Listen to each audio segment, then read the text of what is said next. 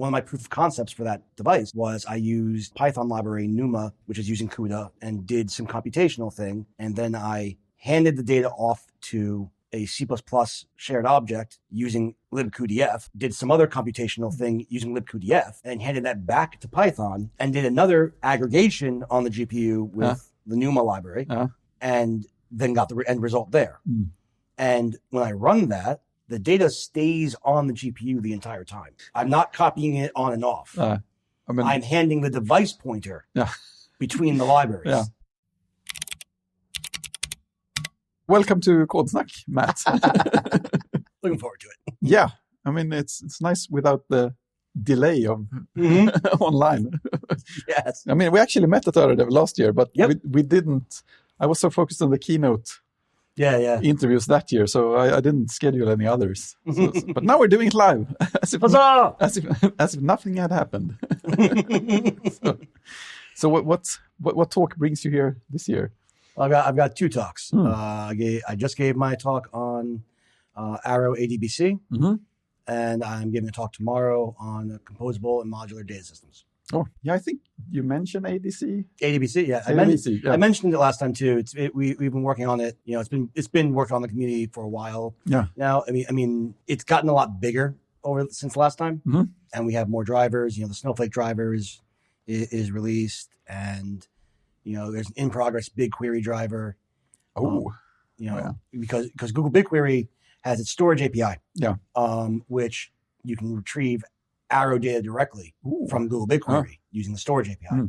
And so then we can use that to build out the ADBC driver to return Arrow data through ADBC and make a BigQuery driver that way. So it's not completed yet, but it's in progress being developed. You know, the bones of it are in the repo, but most of the stuff is still not implemented yet. Okay. To be done, to be filled in. But a lot of the bones of it is there already for the BigQuery. But the Snowflake driver is there and it works fantastically. We've done benchmark performance testing with it, and it's just it's night and day performance wise. You know, once you get to a certain size of data, it becomes extremely obvious. I mean, it's funny. I found to me BigQuery, what I will automatically think of is like, that's a place where you drop data and then you go into their somewhat convoluted UI and try to filter through. But but this is a completely different way. People do it, you know, various automations, querying BigQuery, Same thing for Snowflake and the other cloud vendors, you know, and you know, even so like Microsoft Fabric back in March did an announcement when they added Snowflake support. And in parentheses, it's powered by ADBC. Because Microsoft Fabric is using the Snowflake ADBC driver to talk to Snowflake. Okay. Because they're using Arrow internally for a ton of stuff. And so, you know, all the benefits of using Apache Arrow, but on the client side of database communications. So you have all the client applications that use ADBC. You have a single API that just returns Arrow data no matter what the underlying database is. Oh, yeah. As long as there's a driver for it. You know, and we're in this kind of like a chicken and egg problem because you know we only have a few drivers. DuckDB implements the ADBC interface, so you can load DuckDB as an ADBC driver. We have Snowflake, Postgres, SQLite, Arrowflight SQL, the in-progress BigQuery, and whatnot. But you know, getting more people to build more drivers has been tough. I bet, because there aren't really a bunch of applications that have support for ADBC as a connector. So there isn't that much demand and applications aren't adding support for ADBC connectors because there's not enough drivers. Makes sense. And so it's a chicken and egg problem. You know, but like behind the scenes, various companies are working on ADBC stuff, but it's just not being public about it. You know, the primary contributors to the C# bindings of ADBC are a pair of Microsoft Power BI guys. Makes sense. So I'm hoping that we'll see some public announcement of Power BI supporting ADBC sometime. That would be a big thing. You know, and things like that. So like it's getting there. We're getting there. It's slow going. You know, but that all follows around Arrow's ecosystem in general, which is continuing to grow and expand when you know, and you're just more and more seeing Arrow as the basis for interoperability between components of systems. Just using the same format all the way. Exactly. And it brings me to my talk, which is tomorrow, which is the composable and modular data systems. Which is all based on leveraging these open standards to make your data systems more modular. And you can take all these components and just compose them in any way you want. We're increasingly seeing databases in general, like the old school monolithic database is being deconstructed.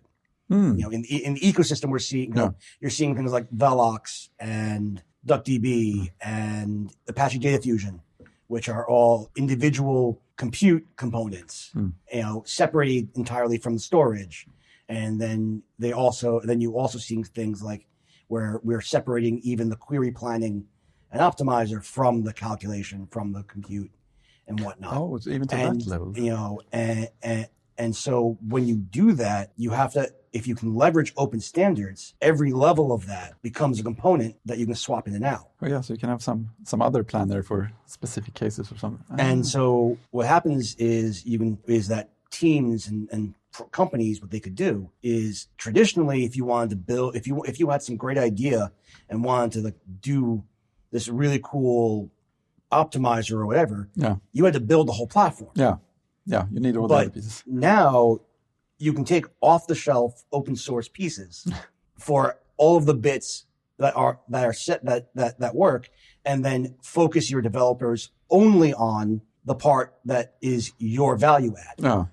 You can focus more in on where your innovation is going to be. And leverage open source pieces for everything else.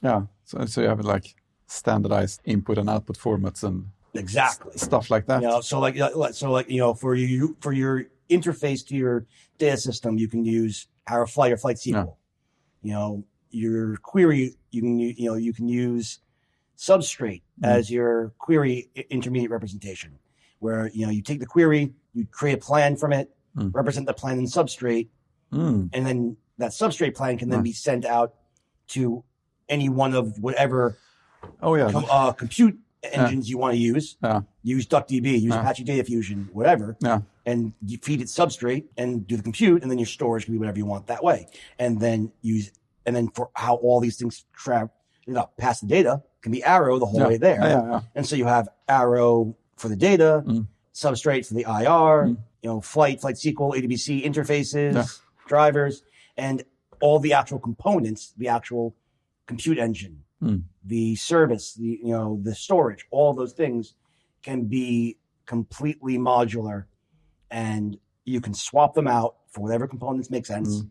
And on the whatever layer is where your company is focused on innovating, you can all your engineering can just be focused at that innovation. With a really good plan there. And you don't have to spend all that effort to build the entire platform.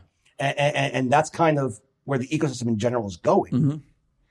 Okay. So that's what my talk tomorrow is about, is that whole thing there. And examples, reasons, and so on and so forth.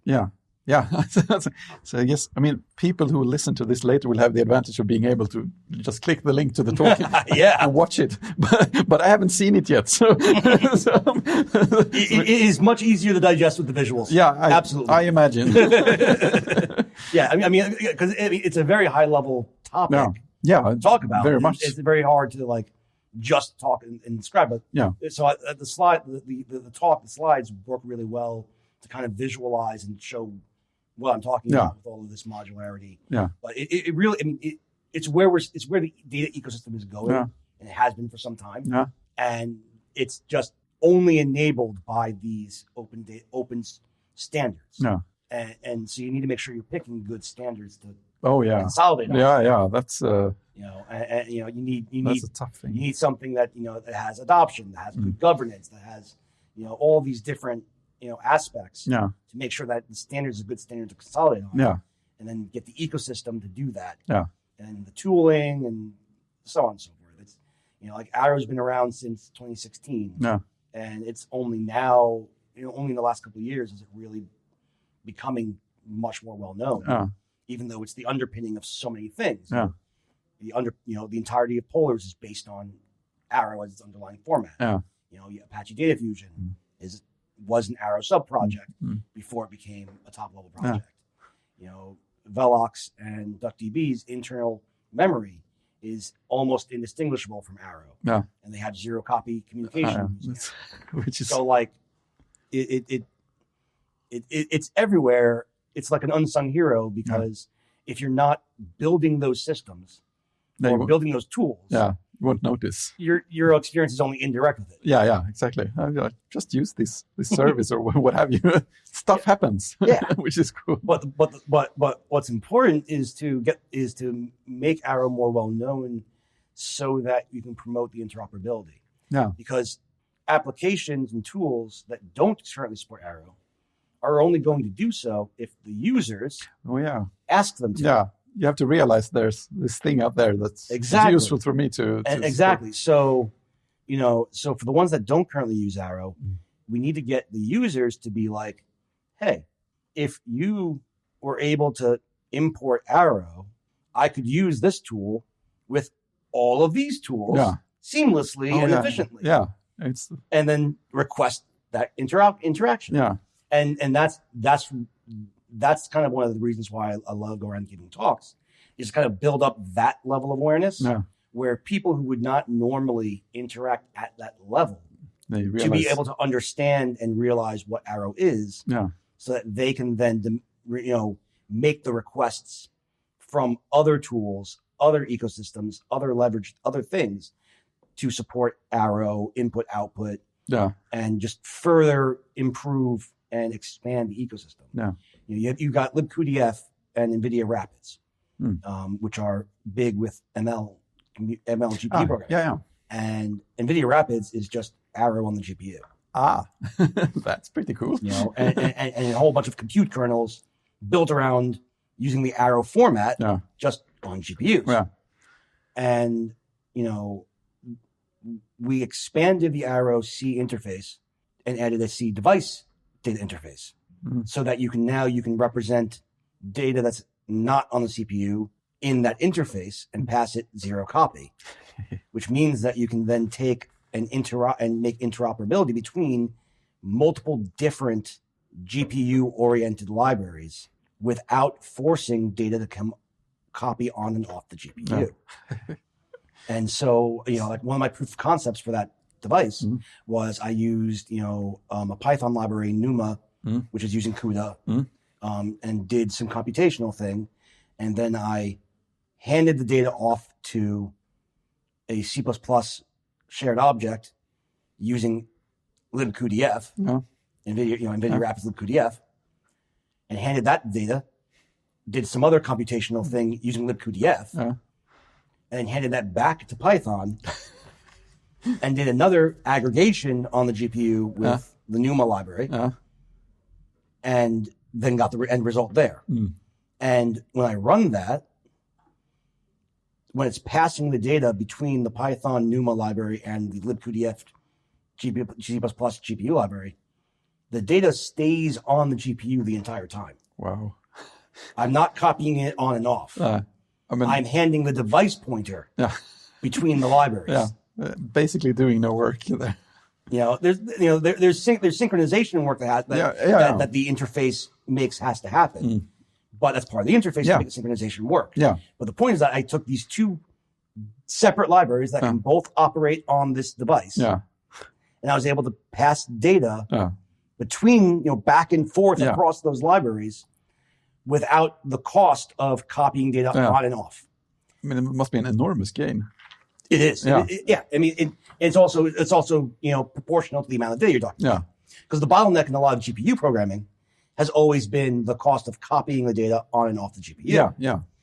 And so by reducing that by adding that device interface for Arrow, it opens up all these things. And now I want, can we convince PyTorch or TensorFlow to support the Arrow device interface as input and output?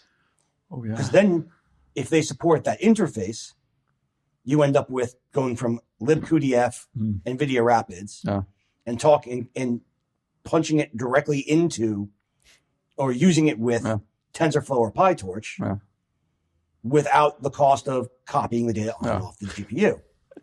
And it just, in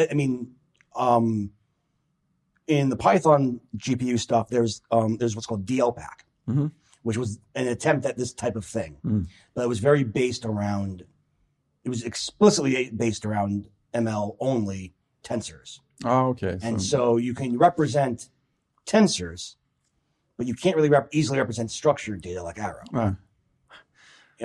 with DLPack. Yeah. Which, to be fair, in most ML cases is fine. Yeah. I mean, because that's what you're using for ML uses. Yeah, it's a more focused use case. But we're seeing more and more general analytics stuff happening on GPUs. I bet. Because once your data gets large enough, and if you can avoid the copies, its performance is worthwhile. Yeah. And then you start seeing where that analytical capabilities and the vectorization you get from GPUs can still work on structured data. Yeah. Just keeps going and going, sort of. Yeah, exactly. And so you want to be able to use Arrow with Rapids, libqdf, with other tools, and feed data between them and reduce the friction in the copies. Yeah. And that's it's another case of, can we get the users to ask and request of that from those libraries? Yeah. And that's the tough part. Yeah. I mean, it's really tough. Explaining it. Yeah. I mean, I don't know if we talked about that last time, but I started wondering, like, in a way, it's at least to start with, it can feel like one of those boil the ocean problems. Mm-hmm. Yeah, we just have to work with all these parts, but look at the amazing result we can get eventually. So I'm curious, kind of where or how did Arrow start to actually get some traction in this? Because, I mean, if you think of it before, there's no Arrow. It feels like it could be an impossible. Well, I mean, the way that Arrow got involved in this is because NVIDIA Rapids libqdf from NVIDIA was built just using Arrow. Oh, okay. So it's the Arrow memory format on GPUs, because all the things that make Arrow efficient and beneficial on CPUs are still true on GPUs. Oh, yeah. So that's the direction we came from. And so NVIDIA Rapids and libqdf library, and all that stuff, using the Arrow memory format to do analytics on the GPU is where it started. Yeah. But originally, up until recently, because I was who contributed this, the only way you could get Arrow data in and out of libqdf was a forced copy to and from the GPU. You fed it CPU backed Arrow data. It would copy it onto the GPU. Yeah, all of it. Do whatever you wanted to do with it. And if you wanted to get not libqdf objects back, if you wanted to get Arrow objects back, you had to copy it off the GPU back to CPU to get the Arrow object. And so there was no way to interoperate between libqdf and anything else that used GPUs, even if it could use Arrow, without forcing that copy. And so when we added that device interface on the C interface, and then we added support for that in NanoArrow, the small C vendorable library, I contributed a bunch of patches to libqdf to leverage that device interface and do that. And that enabled it so that you could then, that they added the interface by me doing this, that you could then get Arrow data from libqdf without copying it off the GPU. And that just enables these things. And at which point you're like, hey, now that I can do this, what else could we do? Yeah, exactly. Oh, yeah. So it's like, this is already useful. And then we can add this part. And then if other people do, we gain. I mean, and a lot of that also came out of, I work for Voltron Data. We have our Theseus GPU compute engine. Yep. I'm actually able to talk about that this time. Oh, yeah. That wasn't officially out. It wasn't public officially out last time. Yep. So I can actually talk about that this time. That's pretty cool. Distributed GPU compute engine for general purpose analytics on terabyte scale, petabyte scale analytical stuff. When you're talking about your working set for your queries, like 10 terabytes or 100 terabytes, you need something like this. The Theseus engine will do it. And so, currently it's primarily built for NVIDIA hardware. And of course, we leverage libqdf and Rapids for things. Of course. And so part of my work came out of making things easier for the enterprise engineering team of their interactions with libqdf, but also to enable UDFs, user-defined functions. Ah, that's cool. Because, if you have all this data on the GPU, but you want to enable users to create user-defined functions, you don't want to force copying it off of the GPU. No, of course not. You want the user-defined function. You really wanted it. If your user can do a user-defined function for a GPU, you want them to be able to do a user-defined function on the GPU. Yeah, it should be. You want to be able to hand them the data on the GPU still without forcing the copy. And so we added that interface to do that. And then I contributed to libcuDF so that we could then get that data out of libcuDF without forcing the copy to hand it off to user-defined functions. But all of that, like all of the handing it off and all the libcuDF stuff is all open source. Everyone benefits from that work. And that's one of the things I like about what I do. Even if the reason for doing that work was originally because of making things work for the enterprise support team if the enterprise engineering team to do, the product engineering, blah, blah. Yeah. My work is still all open source. Yeah. And it's all useful. Everything I do is useful for the community, for everyone. Yeah. It's all open source, Apache licensed, etc. Yeah. The Theses engine is proprietary, but the connectivity is all open source. Yeah. And that's the important part there. It's that open periphery of communication via standards. Yeah. That comes right back to all of that composability and modular stuff right there of, the reason why the Theses engine uses those open standards, aside from the performance and benefits there, is because it also makes it really easy to just swap it into a system. Oh yeah, if that system is already using Arrow and the other open standards. Yeah. And then you end up with this scenario of you can scale your components based on your data set. Yeah. If you have a small query come in, funnel it to DuckDB or Postgres or Velox or whatever. Okay? But if you have the larger query, the same basic code path of your import of whatever your interface is, your planning IR and all that can all be the same. And then just part of the planning goes, this is going to be a 10 terabyte query. Yeah. My execution plan will be to send it to Theses engine to do the compute. Oh yeah, so you can pick the path depending on what you need. Because in any stage. Because the compute part, because each of the levels are composable. Yeah. Because they're all using open standards to talk to each other. Yeah. And so once you figure out the plan of which way you're going to send it, the rest of the work just kind of funnels normally because everything at every layer just talks to these open standards. Yeah. Yeah, so it's all standard operating procedure all the way. And that's the goal for me, is to make that easier. Yeah. And that's part of the things I love about, working on Arrow as, I'm living the dream, I get paid to work on open source. Yeah, it's awesome. My day job is I work open source. Yeah. It's great.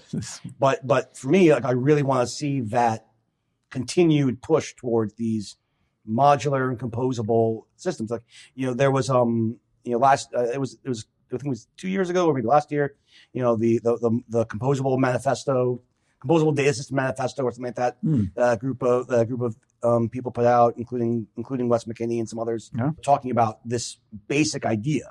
And I'm really proud of being part of at least a level of that, of helping make that be viable. Yeah. As a viable thing people can do. Yeah. It's interesting. It's an interesting problem. Yeah, very much so. I mean, it's in a way, I don't know if it's a good analogy, but it feels a bit like trying to promote and build like support for Unix pipes between small command lines programs or something. It's like it's that kind of thing. It's solving that little part. It seems once it's there, it seems so natural. But imagine being without it and trying to describe it to someone. And why should you do this? And look at this. You can just push data through. But can't I just copy it? Exactly. And that's the entire point. Is the fact is that when you scale up, this stuff all makes sense. Yeah. Because can I just copy it is expensive. Yeah. Yeah. Exactly. But also engineering time is expensive. Oh yeah, yeah. And so being able to just grab these well-designed, community accepted components that are able to talk to each other because of these open standards, so that you can only have to fund your engineering development for the piece you want. Yeah. This is the important part. Enhance. Yeah. Like that's how something like Voltron Data can get away with. We built a compute engine. We didn't build a platform. Oh, we didn't create a platform. We didn't create, a monolithic system. Like it is a compute engine. Yeah. It's a calculation engine. That's it. Bring your own, the other stuff. Exactly. And plug in the stuff you already have, perhaps. Exactly. Yeah. And we use the open standards to plug in with whatever the users or clients have. Yeah. Because of using the open standards, they can just slide it into their system. Yeah. And so it makes it really, really easy for that type of thing. And then you have other vendors who are like, who prefer the lock-in and who do not like this composable modular thing. They are out there. and so it's that's the tension there. Yeah. The tension there being of you have some vendors who would prefer the lock-in, but if enough of the ecosystem is still dependent on these open standards, even those vendors that prefer lock-in will get pressured. Yeah, exactly. To at least support the standards. Yeah, I mean, suddenly you have benefits of accepting the other parts. Exactly. So, and then even when they want the lock-in, they'll still support those standards of the benefits. Yeah, exactly. And then now those monolithic systems become yet another component that can slide in. Yeah, it's a really big component, but it's still a component. Like exactly. Yeah. I mean, like for example, think about like I said, like we have a ADBC driver for Snowflake. Yeah. Because Snowflake has an API that returns Arrow data. Yeah. And why? Because their customers asked for it. Yeah. And so you can get Arrow data directly out of Snowflake. Yeah. They adopted the open standard because they needed to be part of the ecosystem. It's what their clients wanted. Yeah. That's why, same reason why Snowflake added support for Iceberg. Yeah. That's what the clients want. It's what the ecosystem needs. Yeah. Even these monolithic systems that, might prefer a vendor that might work towards lock-in more, still get increasingly open and embracing the openness. Like Snowflake's embracing the Polaris catalog, and the open catalog with Polaris and Iceberg and all that stuff. They're embracing it now. Yeah. Whereas, just a couple of years ago, Snowflake was synonymous with your data's locked in on their format only, and you couldn't connect to anything external. But the ecosystem required it, and they rightfully went with it, and have embraced that external compute system. Yeah, benefited everyone. Yeah. And so it's really, really great and really cool.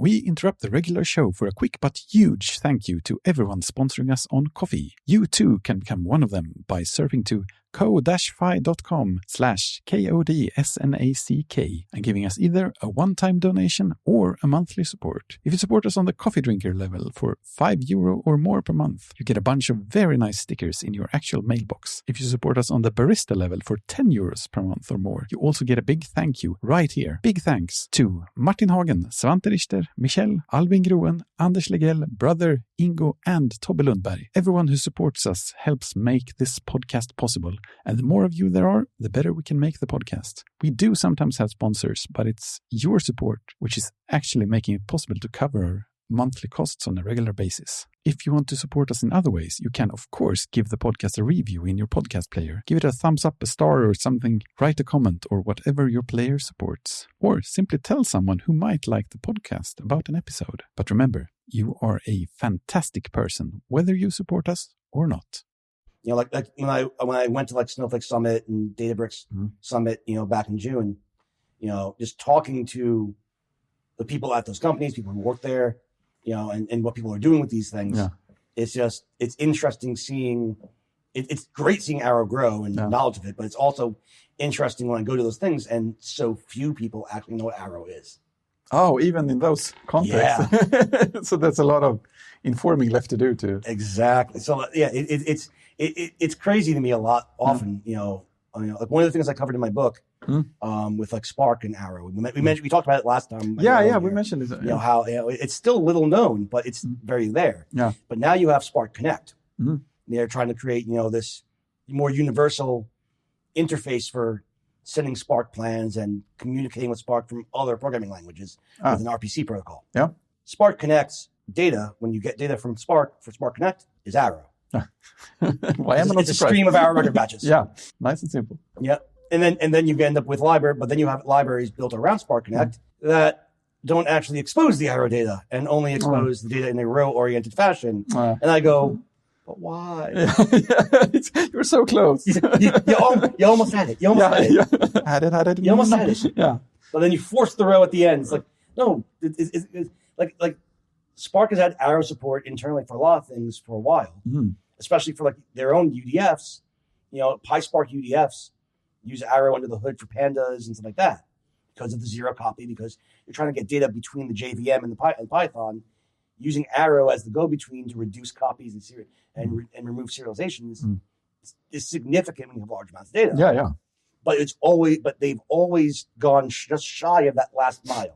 Just hesitating there. They'll use arrow internally, but they never actually expose it, and it just never have that last mile arrow. It's just almost there. Is it that they haven't grasped the benefit yet, or is it? Do you think I don't know. No. I don't know what it is. I know that I know a colleague of mine did contribute some PySpark changes to make it easier for them to ingest arrow data and create Spark data frames from arrow and export that way. But there's still a little bit of a ways to go to really get good first-class support there. But you look at these systems like these alternate Spark engines, Gluten, Photon. There's one more I forget offhand, but these alternate Spark engines for improving the performance of Spark Compute, and they're like going down like there's C++, and they're using Data Fusion for Rust, or whatever, because they're trying to get the improved performance and so on in that columnar vectorized or operations. Yeah. But you have to move this data from JVM to these compute library, compute engines. And well, how you can do that efficiently? Yeah. Arrow. Because then you get the zero copy, you pass the pointers around, and do the thing. And so like it's really interesting seeing how the ecosystem evolves there, but it's so low level that so few people actually know about it or do anything with it or heard about it. And then trying to get people to really care and want to see it in those other tools, it's just so hard. I bet. It's just one of those things. But, I can't wait for the day that Power BI has a general ADBC connector. I can't wait for that. It will happen. I don't know when. I don't know how long it'll take, but it will happen. I'm going to make sure of it. Exactly. I'm not just standing by waiting for it to happen. But it's going to happen eventually because ADBC is just that much of a leap over the limitations of ODBC and JDBC for analytics, and it's because of Arrow. Because you have all these column-oriented data systems funneling through the bottleneck of row-oriented ODBC. Or just use Arrow.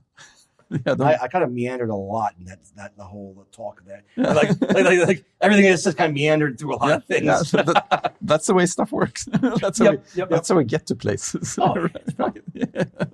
So what's the most challenging part right now when it comes to adoption, I guess? The big thing is we want ADBC adoption is one of the most challenging because I meant because we have that chicken and egg problem I mentioned of applications. But also like having the time and ability to do so is also tough. Of course. We need to get more contributors, more people willing to contribute because there's only so much time we can devote to. Of course.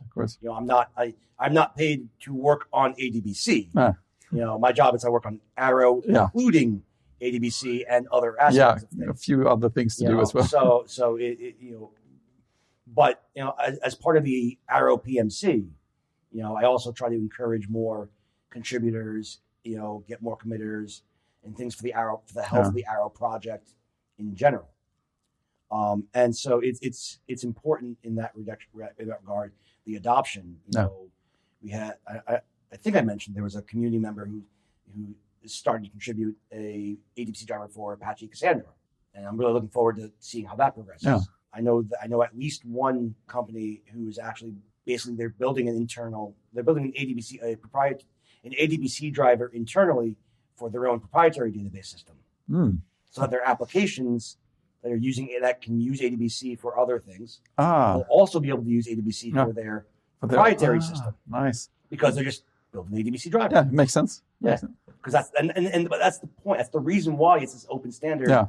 And it's and why it's built as an interface like that is for exactly that kind of use case. Yeah. Where that's why ODBC and JDBC proliferated the way they did. Yeah. ODBC and JDBC proliferated because that model enabled both proprietary and open source drivers. Yeah.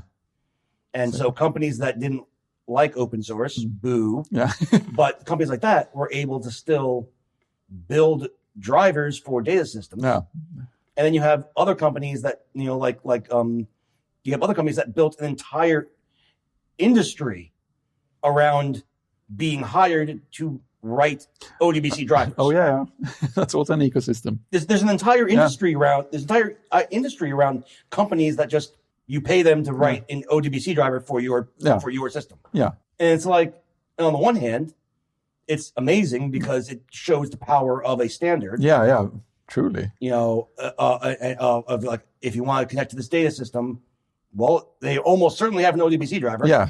You get the power of that. Yeah. But on the other hand, the fact that there's an entire industry around that kind of shows one, how difficult it is to actually build the ODBC driver. Yeah. And two, how important it is. Yeah. And so, like when we were designing the ADBC interfaces, we wanted to make sure that it's not as hard as building an ODBC driver. No, okay. Because ODBC has just been added to so much over the decades that building an ODBC driver is insane right now. Okay. So we wanted to really make sure that we don't have that problem. No. So the task isn't quite as large. Right, comparatively. But of course, the fun part in having now, like one of the more recent things I'm doing with ADBC is we just added in the Arrow project, we just added an addition in the C interface for an async stream interface. Now, there was already a stream interface for the C setup, but it was more of a pull-based thing where a data provider gave a C struct to a consumer with a bunch of callbacks, like get next record, get next record. And the consumer just calls get next to get the stream. Yeah. But there are certain programming paradigms, especially when you're talking about like R, like the R language, like that, with their async structures that don't work well with that paradigm. Yeah, and they need more of a push paradigm. Yeah. And so we added to the Arrow format an experimental, because it's only just new, struct that implements that sort of a push style async, where we flip it, and now the consumer hands the producer a struct with callbacks like on schema or on next task. And then the data producer, as data is ready, calls those callbacks. Makes sense. And so it inverts the direction of the data flow to be that push instead of pull orientation. But with that, we're going to then add interfaces to ADBC using that async structure, because that will then enable us to have, say, Python ADBC or R ADBC be able to leverage those languages' async constructs. Oh yeah, of course. Yeah. Because like Python, you have async await in Python. Yeah. But with the way that ADBC is currently designed, you can't leverage it. No, that's right. And then you will be able to. And then we'll be able to. And so that's the goal of what it's like. We had the idea, but rather than do that as something in ADBC, we added that as a spec to Arrow in general. That's a nice. And then we're going to leverage that Arrow spec of async interface with ADBC interface there, so that it's not just ADBC benefiting from the idea. No. Everything can benefit from the idea, but it also means that it makes it easier to build ADBC drivers because that interface will exist for everyone using Arrow in any way. Yeah. And it's just all open standards, turtles all the way down. Yeah, exactly. Well, I mean, was it a difficult decision to realize that we should put this in the Arrow standard itself? Oh, it was an easy decision. As soon as we had the idea, it was an easy decision. Like, no, when we were talking about it originally, it was like is absolutely just like, no, we should definitely put that in the Arrow spec. Yeah, I mean, it's easy to see somewhere, but a decision like that gets held up somewhere, and it's like, oh no, we have to have 6 committee meetings, or something. But the other benefit there is that the current ADBC interfaces all use the Arrow array C struct. The async C interface utilizes the Arrow device array C struct I mentioned earlier. That when we expanded the C interface so that you can represent Arrow arrays on any device. No. I mean, you can represent CPU arrays also, but you can represent on any device. Yeah. And so a side effect benefit we get when we add those async interfaces to ADBC is that it will also enable ADBC interfaces to leverage the Arrow device array, which means that your data provider could potentially be providing data on a non-CPU device if they want. And then that will work with ADBC if you want to. And it just opens up those new possibilities. No one's doing it yet. No, but it opens up those possibilities of you could. Yeah. Like while Theseus with Fulcrum data GPU compute is definitely a first of its kind type thing of a like large scale GPU oriented compute engine thing, at least as a public product. Yeah. We're probably going to start seeing that happen more. Yeah, it seems likely. And at that point, you want to expose interfaces to those types of systems. Yeah, of course. And then all the same reasons as before. Yeah. Let's keep it on the GPU and pass it out. And then, hey, ADBC will work with that too. Yeah, exactly. And it just keeps going. Yeah, it turtles all the way down. Yeah. It's just, I love being part of that level of interoperability development. Yeah. And yeah, it's a lot. I mean, it's a lot. Yeah. And it's not for the faint of heart. For people. No, I can't imagine. But it's a vital thing to, and something I really enjoy being part of. Building and promoting and community handling of these standards. Yeah. And it's because they're so important to have a vibrant community around any standard. Yeah. Because that standards live and die by the communities. Yeah, definitely. And so I love being part of that, and helping that when I wrote the book and just watching and just being part of the Arrow community continuing to grow is just awesome. Yeah. It's just really cool. Yeah. Right person in the right place. It absolutely right person in the right place. Like I happen to be in the right place. And I mean, even with the original book, like, they reached out. I'm sure they reached out to a bunch of people in the community, but I was one of the people they reached out to. I'm just the guy who said yes. Yeah. And they only reached out to me because of talks I gave at some conference. Yeah. About what we were doing with Arrow at my previous company. So like it's absolutely just right place, right time. Yeah. Yeah. So we have the book right in front of us. I don't think we've said its name yet, have we?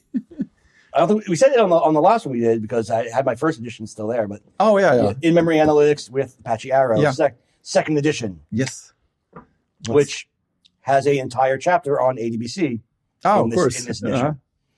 Because at the time I wrote the first book, the first edition, ADBC was just starting out as an idea. Yeah. There's a small paragraph in the first book about it. Yeah.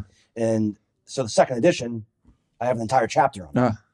And leveraging and pointing out, how you can do streaming ingestion with Arrow streams to your database with ADBC, or just taking 2 ADBC drivers, connect from DuckDB to Postgres, and make a select query on one, and do ADBC ingest on the other, and just stream one into the other, and you just stream the data from one database to the other database. It sounds without having to materialize it locally. Yeah, It sounds a little too good to be true. And it worked. It's amazing. Yeah. I mean, honestly, the bottleneck was that Postgres ingestion was slow. Yeah. Because Postgres ingestion, I'm giving it because the driver has to convert from the Arrow data into Postgres and search. I mean, it has to happen. So. Because Postgres doesn't accept Arrow that way yet. But like but you could do that with Snowflake and not have that bottleneck. Oh yeah, you can tell the difference there as well. Absolutely. Here's what you can gain. Yeah, and also, so in the second edition, I also added a bunch of stuff talking about all this device array and GPU stuff I was talking about. Is also added in the second edition. I added bits and pieces in different chapters. There's one other entirely new chapter about using Arrow with machine learning stuff. Of course, and that came out of me finding out that when you're doing a lot of machine learning stuff, one of the biggest places people go to get their data sets is this company Hugging Face. Yeah. Do you know Hugging Face? I mean, I've downloaded a model. Yeah, exactly. Yeah. They do model hosting, they do data set, stuff like that. Yeah. Well, Hugging Face has a bunch of their data libraries and data set library stuff. And when you pull out a Hugging Face data set, their cache, their local cache for the data set is all Arrow files. Hey. That's cool. The entire caching system for Hugging Face is built around using Arrow IPC files. And the reason for that is so that they can use mmap to process the files and only have to pay the cost of memory for what they actually access. So you can process larger than memory data sets super efficiently because of mmap. You can mmap a 1.5 gig file, but if you only read one column from that file, you only have to pay the memory for that one column, even though because of the way M mapping works, and because of the way Arrow feather files work. And so that's why they built their entire caching system on it. And you can find, if you dig into like the data set tutorial stuff in Hugging Face, they briefly mention Arrow. They don't go into a ton of detail, but they briefly mention it and say pretty much what I just did about how they're using mmap to do larger than memory data set, stuff. But that's important when you start talking about machine learning workflows, because then you can take that Arrow data and feed it into Ray or PyTorch or whatever. Yeah, anything. And it's all coming out of, leveraging Arrow on disk, mmap systems, and passing it through. Yeah. And it's just another example of these open standards enabling things. Yeah, it's fascinating. Where does it stop? It doesn't stop in a long time, it feels like. It just keep it's really cool. Yeah. It is really cool. Yeah. And so I cover that in the new edition. And I mentioned all the stuff about libqdf and Rapids with examples, throughout the book. So I'm really proud of. I'm really proud. I wanted to make sure there was enough stuff new in this edition. Sounds to like make it wasn't worthwhile. Sounds like it wasn't the problem. And it was the biggest thing for me was making sure there's enough in there to make it worthwhile there being a second edition. To warrant it. And so far, everybody said, so many people said I hit it. So it makes me happy. Yeah. And I love going to the conferences to be able to hand out copies of the book. Yeah, of course. Signed copy to random people that I meet at the conference. That's awesome. Because they'll always send me a couple copies whenever I go to a conference. That's awesome. But and also I like the cover of the new edition much better than the previous one. I'll put it in the chapter as a chapter art or something. Yeah. It is a great cover. Yeah, I like it much better than than the first edition's cover. Yeah, it's great. It makes me happy. Yeah, it's important. Yeah, it's great. It's doing well so far. I mean, it only came out. It officially was published at the end of September. Oh yeah, that's recent. Yep. Really recent, Second edition's very recent. Yeah, hot off the press. Yeah, I mean the biggest thing that started me wanting to do the second edition was because I wanted to cover A to B C, and I wanted to cover the newer Arrow data types. Because we added string view, or what's effectively referred to as the German style strings, because it came out of research from the University of Munich. Okay. And so they call it the German style strings. But we added that to the Arrow format, string view, binary view. We added run-end encoded data type, things like that, Yeah. which improved our zero copy interoperability with Velox and DuckDB and those.